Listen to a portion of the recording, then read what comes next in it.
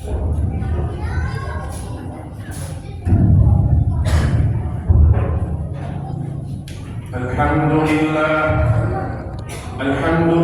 alladzi nawwara qulubal 'arifin bimudawamati dzikri fi kulli waqtin wa hin.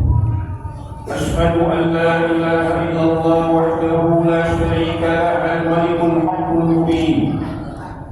Wa ashhadu anna sayyidana wa nabiyyana Muhammadan 'abduhu wa rasuluhu as-sadiqul wa'dil amin. Allahumma salli wa sallim wa karrim wa 'azzim 'ala sayyidina Muhammadin nutqan syurafa'il anbiya wal mursalin wa 'ala alihi wa ashabihi ajma'in. Amma ba'du, fa ya ibadallah, usikum wa nafsi bi taqwallah. Ittaqullaha fi sirri wal 'alan wajtanibul fawahisa ma dhara minha wa ma dharra. واعلموا أن اليوم عمل ولا حساب وغدا حساب ولا عمل فاستعدوا قبل أن تنفروا إلى ربكم كما قال تعالى في القرآن الكريم وهو أصدق القائلين يا أيها الذين آمنوا اتقوا الله ولتنظر نفس ما قدمت لغد واتقوا الله إن الله bima ta'malun. Shadaqallahul azim.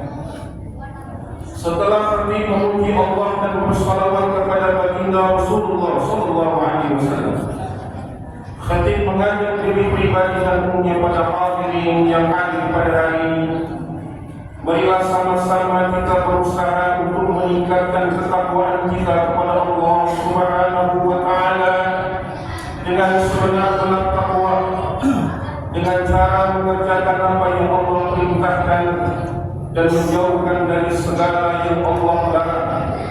Karena sesungguhnya takwa ini adalah sebaik-baik bekal untuk hidup kita di dunia, dan takwa ini adalah sebaik-baik bekal ketika kita pulang kepada Allah Subhanahu wa taala di saat yang lain tidak kita bawa. Karena itu Allah sudah wanti-wanti berpesan pada kita, wa tazawwadu fa inna khairaz zadi taqwa, dan berbekalah kamu, maka sesungguhnya sebaik-baik bekal adalah takwa kepada Allah Subhanahu wa taala. Semoga Allah jadikan kita hamba-hamba Allah yang bertakwa kepada Allah. Semoga kita diwafatkan oleh Allah dalam keadaan husnul khatimah. Semoga di akhirat nanti kita dikumpulkan di dalam surga di Allah bersama Nabi Muhammad sallallahu alaihi wasallam. Amin ya rabbal alamin. Hadirin sekalian yang rahimakumullah, di dalam Al-Quran Allah Subhanahu wa taala sudah berpesan kepada kita. Di dalam Al-Quran surat Al-Hasr ayat 18 Allah berpesan, ya ayyuhalladzina amanu taqullaha wal tanzur nafsum ma qaddamat lighad. Orang-orang yang beriman, bertakwalah kamu kepada Allah, dan hendaklah setiap kamu memperhatikan apa yang sudah Dia datangkan untuk hari esok.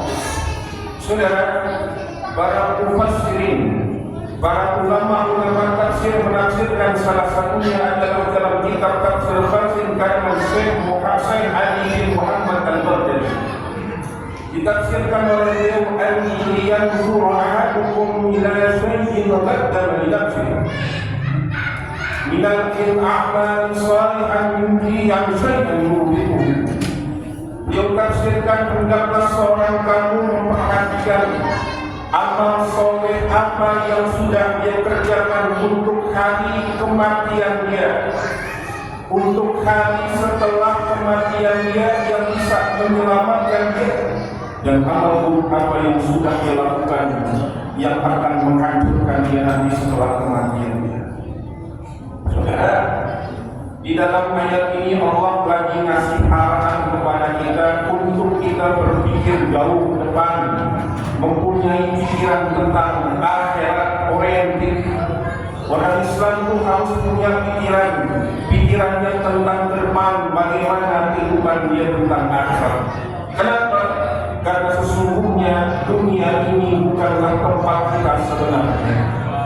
Dunia ini ibarat kita seorang manusia berjalan menuju satu tempat.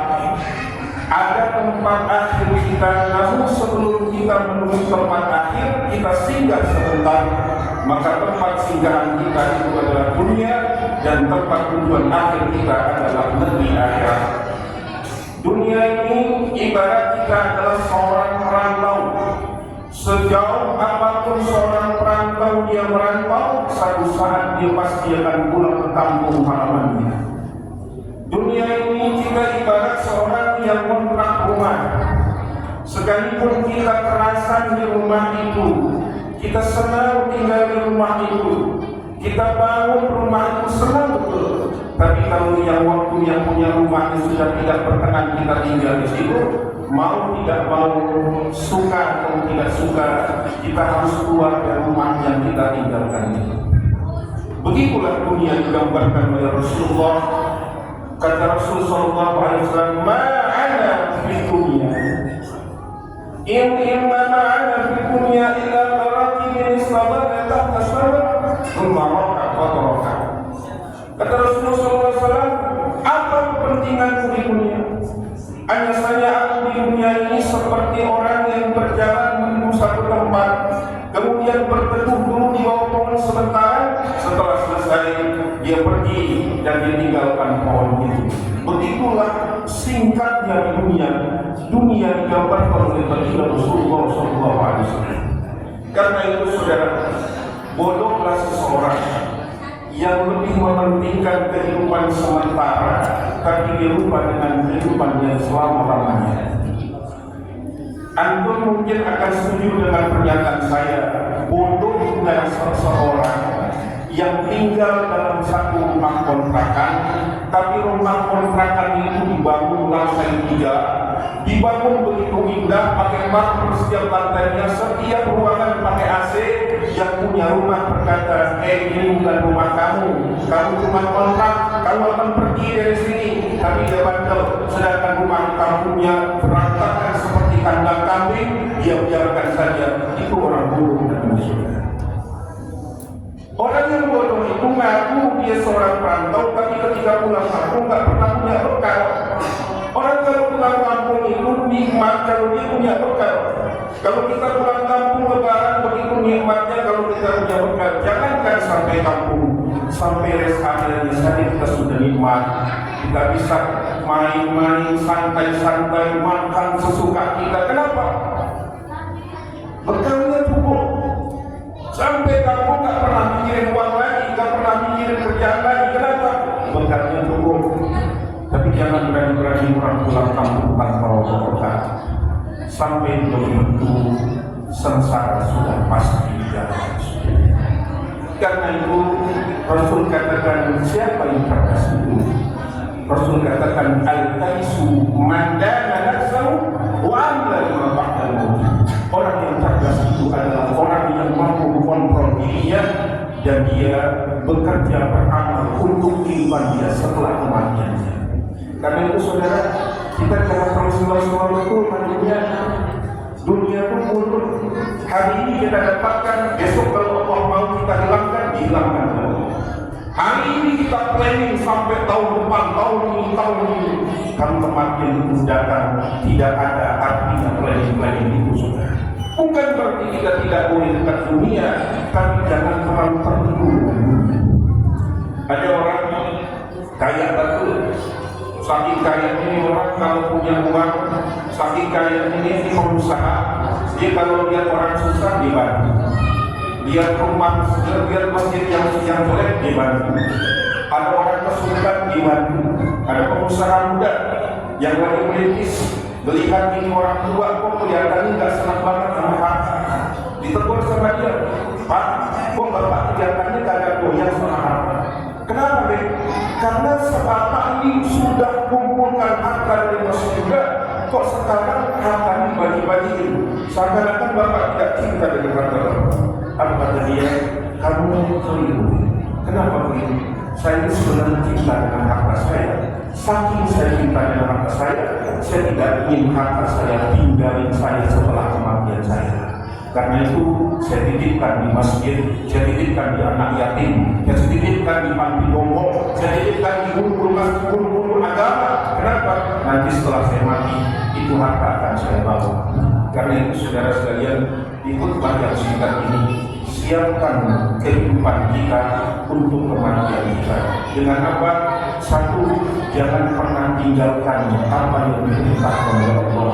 Jangan berani-berani menjalani sholat, apapun kesibukan kita, apapun profesi kita, apapun jabatan kita, jangan berani-berani menjalani sholat. Allah sudah wanti-wanti. Kalau kita bilang, ini lagi kerja, ini anak saya lagi saya antar sekolah, saya lagi ngurusin anak saya, Allah sudah wanti-wanti. Ya ayyuhalladzina amanu la tulhikum amwalukum wala auladukum an dzikrillah. Orang-orang beriman, jangan buat kamu jadi lalai hartamu dan anakmu yang dua-duanya itu adalah buat kamu cinta, jangan sampai dia buat kamu lalai dari kebenaran Allah Subhanahu wa taala. Itu dan soal. Mudah-mudahan kita semua menjadi hamba-hamba Allah yang bertakwa kepada Allah. Mudah-mudahan kita diwafatkan kepada Allah dalam keadaan husnul khatimah. Barakallahu wa sallam fil Qur'anil karim wa nafa'ani wa iyyakum bima fihi min ayati wa dhikri. Taqabbalallahu minna wa minkum tilawatan wa nasihatin wa qawliha astaghfirullah wa lakum wa lisa'il muslimin wa muslimat wa mu'minat fastaghfiruhu innahu huwal ghafurur rahim.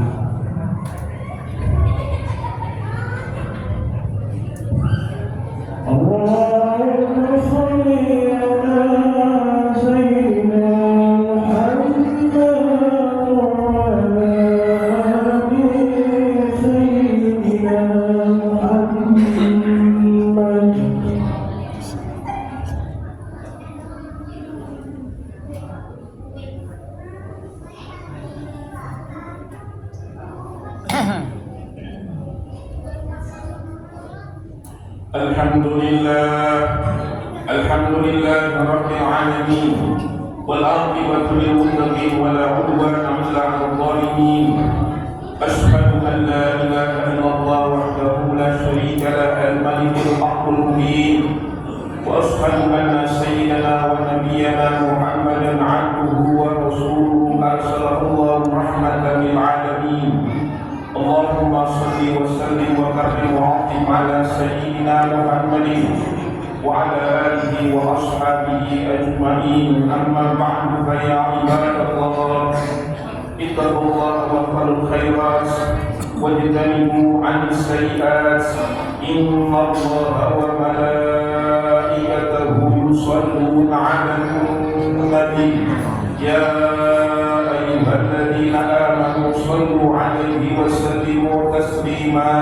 Allahumma shalli 'ala Muhammad wa 'ala ali Muhammad kama shallaita 'ala Ibrahim wa 'ala ali Ibrahim wa barik 'ala Muhammad wa 'ala ali Muhammad kama barakta 'ala Ibrahim wa 'ala ali Ibrahim fil 'alamin innaka Hamidum Majid. Wallahu al-khulafa'ir rasyidin Abi Bakr wa Umar wa Uthman wa Ali wa baqiyatu as-sahabati wa tabi'in wa tabi'i tabi'in lahum bi ihsan ila yaumiddin. وعلينا معهم برحمتك يا ارحم الراحمين.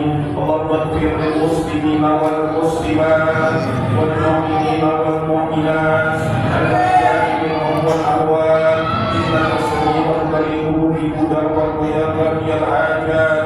اللهم اغفر امه محمد، اللهم استر امه محمد، اللهم استر امه محمد، اللهم اجبر امه محمد، اللهم ارحم امه محمد رحمه عامه يا رب العالمين. اللهم اعز الاسلام والمسلمين، اللهم انصر اخواننا المسلمين في فلسطين، اللهم انصر اخواننا المسلمين في ايران، اللهم عهد الكفره من الاسرائيليه، اللهم فرق جمعهم، اللهم بدل شملهم، اللهم سدد كلمتهم وسدد اقدامهم وسدد عليهم كلما من كلامك يا قهار يا منتقم. ربنا آتنا في الدنيا حسنه وفي الاخره حسنه وقنا عذاب النار. عباد الله ان الله يامركم بالعدل والاحسان وايتاء ذي القربى وينهى عن الفحشاء والمنكر والبغي يعظكم لعلكم تذكرون. فاذكروا الله يذكركم آمين يزدكم واسألوا الفضل يؤتكم ولا تكرهوا غير أكبر أقيموا الصلاة